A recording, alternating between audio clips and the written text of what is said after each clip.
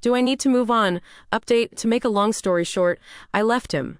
The truth is, it's not just marriage that my ex was putting off. He continually made promises for the near and distant future that just never came true, from vacations to home renovations. And when I confronted him more directly about the prospect of marriage, he informed me that he didn't feel sure about marrying me, primarily because our families haven't met yet, and because I wasn't willing to buy a house together before we got married.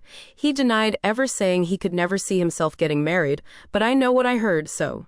We had the buying a house together conversation towards the beginning of the relationship, and I was firm and clear that I didn't feel comfortable doing that unless I was married. In fact, I didn't think it was relevant to include it in my previous post because I thought it had been resolved between us, and I don't see why our families should meet if we aren't at least engaged, but maybe that's just me.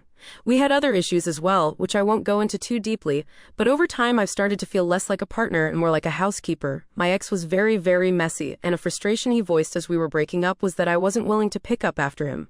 I'm not kidding, he used those words. I did my best to keep that house clean, but there are certain things I would just give up on because it's frustrating to clean up after a grown adult who's throwing trash and clothing all over the floor and furniture. I felt very stung by all this. Honestly, I think I deserve better. I also did the math and learned that I had given him nearly $18,000 over 3 years, most of which went towards his mortgage.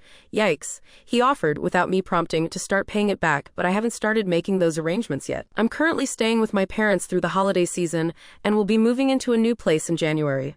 As sad as I feel, I also feel deeply at peace. My husband is out there, and I know I will find him in the coming years.